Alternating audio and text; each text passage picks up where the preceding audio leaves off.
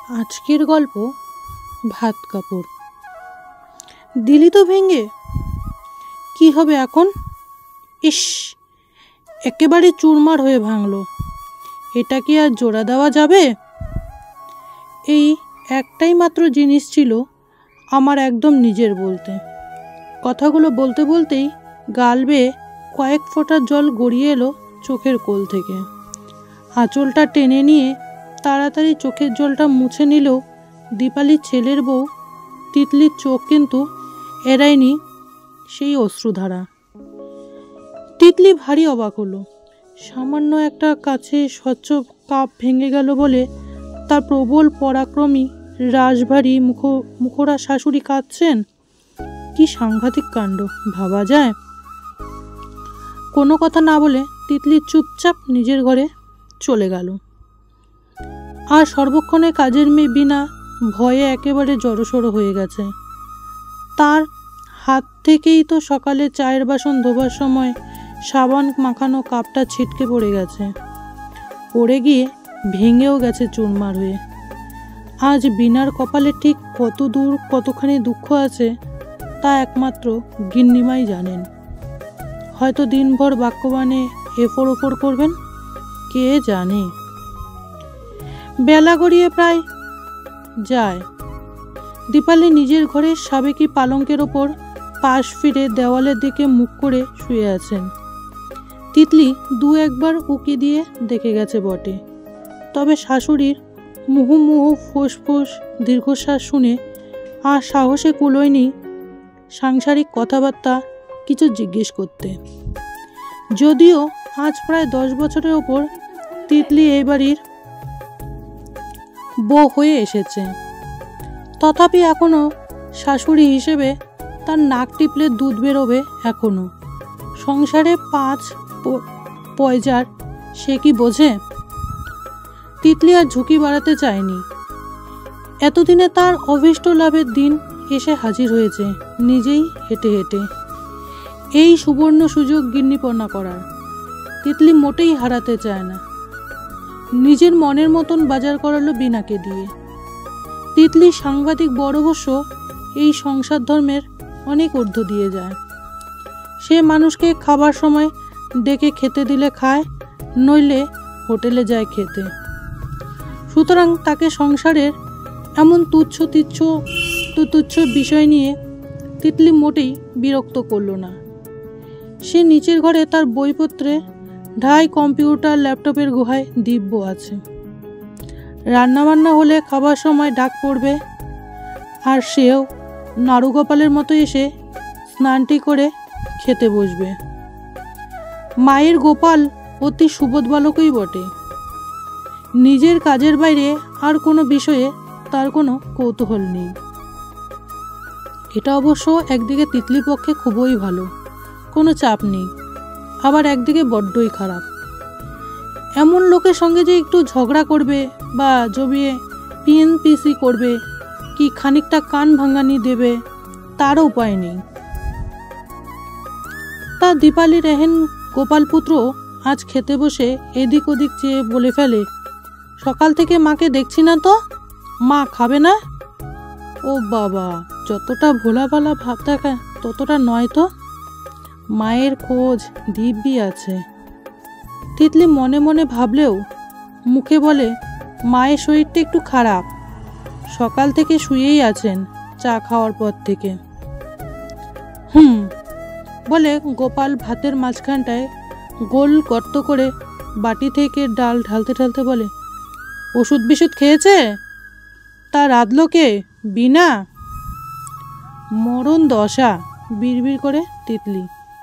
10 বছর হয়ে গেছে বিয়ে, অথচ বউয়ের রান্নার স্বাদ চেনে না মায়ের গোপাল। তবে মুখে তিতলি বলে, প্রথম উত্তর জানি না, আর দ্বিতীয় উত্তর আমি। বলেই আর দাঁড়ায় না তিতলি। আজ বলে কত খেটে খেটে ইউটিউব দেখে এই প্রথমবারের মতন শাশুড়ির খবরদারি ছাড়াই নিজের মনে নিজে পুরোটা রান্না করেছে। বরের কোনো হেলদোল নেই। মায়ের রান্না খেয়ে মনে হলো বিনার রান্না। অবশ্য তাকেই বা দোষ দেয় কি করে?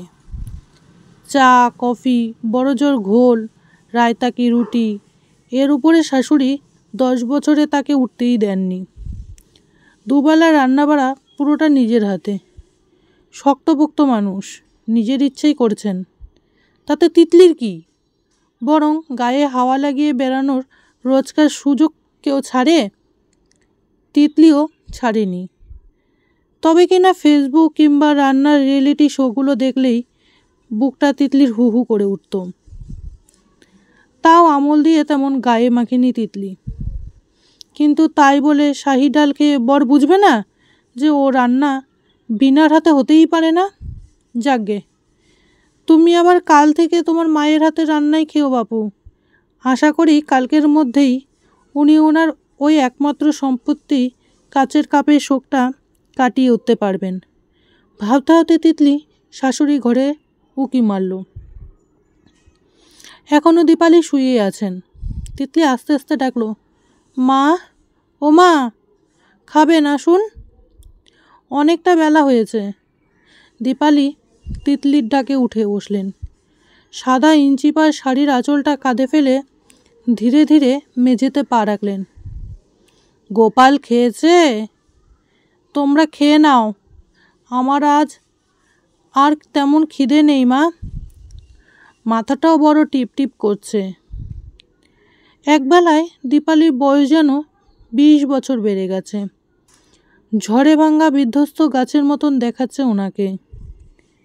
তিতলির এতক্ষণের বিতৃষ্ণাটা একটু থমকালো। এগিয়ে এলো শাশুড়ির কাছে। মা, এত দুঃখ করছেন কেন? আমি ঠিক হাতিবাগান বা ধর্মতলা খুঁজে খুঁজে ঠিক ওই রকম স্বচ্ছ কাচের কাপ এনে দেব আপনাকে। দীপালি আবার ফুঁপিয়ে ওঠে। তিতলিকে জড়িয়ে ধরলেন যেন পরম ভরসায়। তিতলি হতভম্ব, কিছুতেই বুঝতে পারছে না যে একটা সামান্য কাচের কাপের শোক কি এতটাও হতে পারে। দীপালি নিজেকে একটু সামলে গুছিয়ে বলেন, ওই রকম দেখতে কাপ হয়তো আনতে পারো, কিন্তু তাতে কি ওনার হাতে স্পর্শ লেগে থাকবে বৌমা? যখন বিয়ে হয় তখন তো ওনার তেমন রোজগার ছিল না, তাই আমার বাপের বাড়ির অমতে বিয়ে, যাতে মেলেনি। উনি জেদ করে বিয়ে করে নিলেন। ওনার বাড়ির কারোরও তেমন মত ছিল না এই বিয়েতে। নমনম করে শাশুড়ির ট্রাঙ্ক থেকে নিজের একখানা শাড়ি আর থালায় 5 রকমের ভাজা আর ডাল ভাত দিয়ে সাজিয়ে ওনাকে দিয়ে ভাত কাপড় দেওয়ালেন। নিয়ম ওটা। শাশুড়ির হাত খালি। নিজের বাহাত থেকে একগাছি সরু চুড়ি খুলে পরিয়ে দিলেন। উনি চুপচাপ দেখলেন। তারপর বললেন, অর্ধবেকার ছেলেকে বিয়ে করেছো, কিছু তো হ্যাপা থাকবেই। তারপর নিজের খাতির পাঞ্জাবির পকেটে হাত ঢুকিয়ে খবরের কাগজে মোড়কে মোড়া কাপটা বার করলেন। বললেন, অনেক খুঁজে দরদস্তর করে কিনেছি তোমাকে উপহার দেব বলে। তোমার পছন্দ না হলেও আমি নাচার। তবে হ্যাঁ, আমি আজ থেকে আমৃত্যু তোমার ভরণ পোষণের দায়িত্ব নিলাম। বলতে বলতে কোথায় যেন হারিয়ে গিয়েছিলেন দীপালি। তিতলি মন্ত্রমুগ্ধের মতন শুনছিল। সাদা শাড়ির আঁচলে চশমার কাচ মুছে নিয়ে আবারও শুরু করলেন দীপালি। মুখে যেন তার নববধূর দীপ্তি উজ্জ্বল। ওনার মুখের তো কোনো রাগঢাক ছিল না। শাশুড়ির সামনেই হাসতে হাসতে বললেন, এই কাপে আমি চুমু ভর্তি করে দিয়েছি। যত চুমুক চা খাবে, এতে সেটা আমার চুমুর বিনিময়ে হয়ে এসে সোজা আমার এই ঠোঁটে পড়বে, বুঝলে? ওনার কথা শুনে শাশুড়ি লজ্জা পেয়ে অন্যদিকে মুখ ঘোরালেন। তারপর সংসার শুরু হলো। প্রথম মাসটা কাটতে না কাটতেই দ্বিতীয় মাসে আমার কপাল পুড়ল। উনি চলে গেলেন চিরকালের মতন আমাকে একলা করে দিয়ে। সেই দিনই জানতে পারলাম আমার শরীরে গোপাল আসছে। শোক করার সময় রইল না। পাশে কাউকে পেলাম না। একলা একলাই পথ চলা শুরু হলো 40টা বছর ধরে। তবে উনি কথা রেখেছিলেন জানো বৌমা, দুবেলা ওনার ঠোঁটের ছোঁয়া যে পেতাম, ওই যে কাপে চায়ের প্রতি চুমুকে চুমুকে, আজ থেকে ওনার স্পর্শটাও যে ছেড়ে গেল। সদ্য কিশোরীর মতন দীপালি ফুপিয়ে ফুপিয়ে কাঁদছেন তিতলির বুকে মাথা রেখে। তিতলির চোখও শুকনো নেই। তিতলির চোখের জলে আজ ধুয়ে যাচ্ছে শাশুড়ির ওপরে জমে থাকা 10 বছরের দেশ বিদ্বেষ, ক্ষোভ, দুঃখ, অভিমান সব। এখন আর শাশুড়ি বৌমা সম্পর্কে নয়, এক নারী অনুভব করছে অন্য এক নারীর অসহায়, অবরুদ্ধ, অবদমিত প্রেম।